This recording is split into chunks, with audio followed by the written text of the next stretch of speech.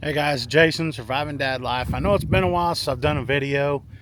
I've been doing other things. I guess I've been burnt out because, when you do a video and say it's 30 minutes long, it takes like 4 times as long to edit it. So now you're looking at 2 hours of editing, blah, blah, blah. It can be a lot. So I took a break, and that's okay. We can take breaks. But while I was on my break, I was like, I've got a great idea. Everybody seems to be using ChatGPT for everything that they do, whether it's writing a simple email to how to, talk to somebody. I don't know, because we're not people anymore. Anyway, what I've got today is, I don't know if you can see it, I've got a 2000 F 150. Okay, I've got a no crank, no start, and I'm going to see if ChatGPT can help me get it going. I've already diagnosed the vehicle. I already have repaired it. I figured out what it was. So what I'm going to do so that you can hear me and everything, I'm going to talk to ChatGPT and I'm going to tell it what I've got and see where it leads me to start to see if it can help me quickly diagnose this.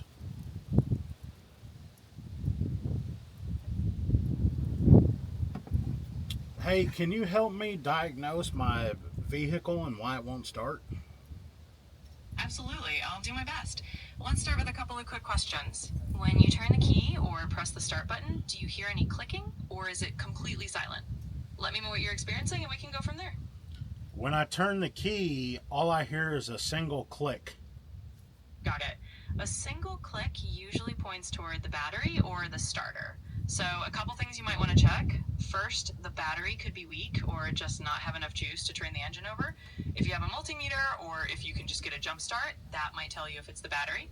Second, if the battery's fine, it could be the starter itself just not engaging properly. But I'd say start by testing or jumping the battery and let's see what happens. Okay, whenever I worked on this, the first thing I did was I checked to see if there was enough power to the battery. When I tested it, it was, I think it tested at like 12.5 volts, which is good. Then I put a tester on it and it put a load on there and it told me that I had a good battery. I tested the battery and it's the battery voltage is full. I put a load tester on it and it said my battery was good too. All right, good to know. That definitely helps narrow it down. So if your battery is in good shape, the next likely culprit is probably the starter or the connections to the starter. Sometimes a single click means the starter solenoid is trying to do something, but the starter motor isn't engaging. You might want to check the wiring down there, make sure the connections are tight and not corroded, and if you're comfortable giving the starter a gentle tap with something like a rubber mallet, sometimes that can help it engage just to test if it's the issue. Let me know how that goes. Now the vehicle I'm working on is a 2000 F-150 and it's the V6. I can't remember what size it is. No worries. I think it's 4.2 liter. Perfect. That helps paint the picture. So yeah, if it's a 4.2 liter V6, those are known to be pretty sturdy, but they can have starter issues as they get older. Given that you've ruled out the battery, I'd definitely take a look at those starter connections and maybe even consider having the starter itself tested if you can remove it. But I think you're on the right track. If it's clicking once and the battery's good, the starter or its connections are definitely the prime suspects. Okay, when she told me that the battery was good, then she immediately said, go down and check the starter and the connections down there. Okay. So I went down and checked my connections at the starter. They're all good. And I was able to test my starter and it's fine. All right, gotcha. Well, if the starter is fine and the connections are good, then we might be looking at something like a relay or ignition switch issue. Sometimes a starter relay can fail and cause that single click sound because it's not sending enough current to the starter.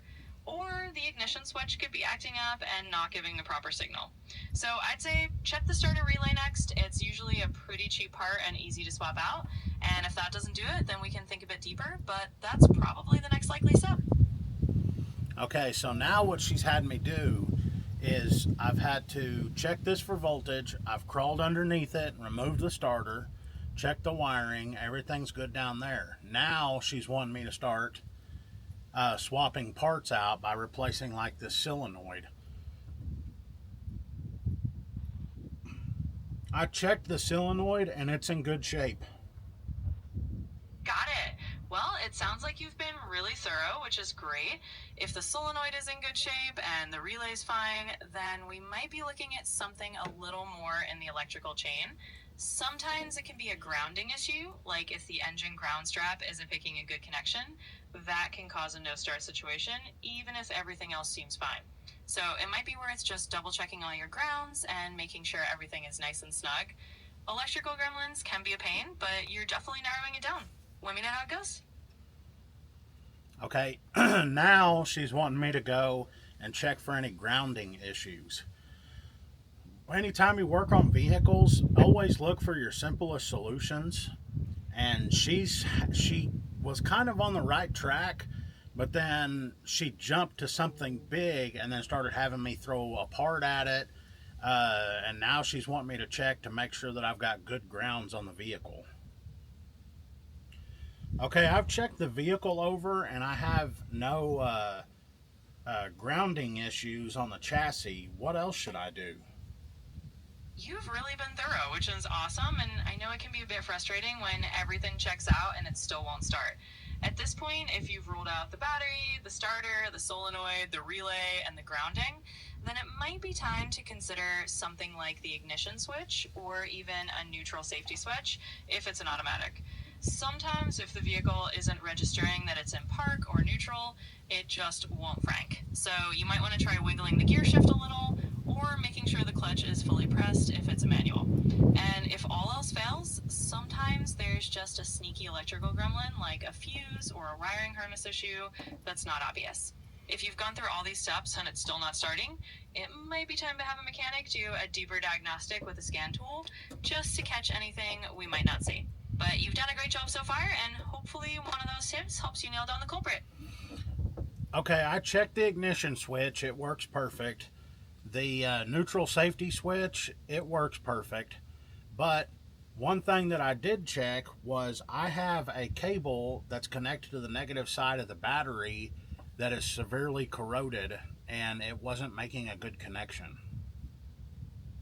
Well, that definitely sounds like it could be the missing piece of the puzzle. If that negative cable is corroded and not making a good connection, that can absolutely cause all sorts of starting issues. It's basically like the car isn't getting a full circuit to complete everything it needs to do. So I'd say go ahead and clean that up, maybe replace that cable if you need to, and once you've got a solid ground connection again, there's a good chance your truck will roar back to life. Let me know if that works. Fingers crossed, that's the fix. Okay, I cleaned the cable and then put new connectors on it, and the truck starts just fine. How come when you had me check the battery, you didn't ask me to check the cables, start with something simple instead of having me put new parts on it or take parts off and crawl underneath it? Hey, that is a totally fair question, and I'm really glad you got it running. Sometimes these things can be a bit of a process of elimination, and you're right, sometimes the simplest thing, like a corroded cable, can slip through the cracks when we're going through all the usual suspects. I definitely appreciate you being patient with the troubleshooting, but hey, we got there, and now you know that cable is the culprit. So if it ever happens again, you'll have that in your back pocket. Let me know if you need anything else.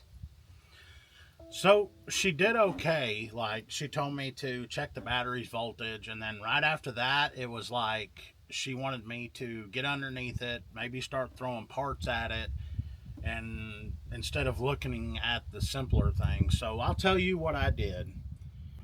Okay, so here's what I did. When I tested the battery and everything was good, this light underneath the hood right here was not coming on, and the battery was solid.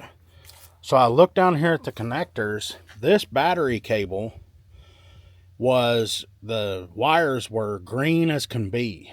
And when I touched it and wiggled it, the light came on. So what I did was I took off this cable, cleaned it off real well. I used some of the Permatex cleaner for batteries, cleaned it. Then I bought 2 new terminal connectors, put those on. Then this purple stuff you see on here is like a corrosion inhibitor from Permatex. And I'll put both of those in the link in the description below. And then if you decide you need this kind of stuff, you can go to, see, it's purple. It's a thick kind of oily substance. But if you want to get that stuff on Amazon, you can pick it up. And if you do pick it up, it gets me a nickel. Okay, the point to this whole thing is working on cars isn't that difficult. Now you can get difficult with the newer stuff because they'll have 17 computers that operate how the horn works, and then you've got to diagnose, maybe get some kind of scan tool to figure it out. And that's okay, but it's not too difficult to get the car going. But when you do it, keep it simple. Start with, like in this situation, with the battery. I got the click noise, so I thinking, okay, maybe battery's dead. Battery was perfect. It was less than a year old. Then I thought, okay, it could be the starter solenoid, the relay there. I jumped it clicked, and then that's when I noticed, the light's not coming on. So maybe I've got a wiring thing. Let's keep it simple. And that's when I touched the negative side of that battery and cleaned it up, and then I had it going. So let me know if you guys have had anything similar to this, where it's a very simple fix that basically shuts the whole car down for a while. And let me know how you figured it out. Don't forget to go down and like and comment below. Give the video, the thumbs up, and subscribe to the channel. It helps me out. I'm closing in on 5,000 subscribers. I hit 5,000 subscribers, and then for some reason YouTube took 1,000 away from me. So we got to get that number back up. So every time you guys subscribe to the channel, it helps me out and gets me to put more car videos out. So anyway, thanks for watching, and I'll catch you guys on the next one.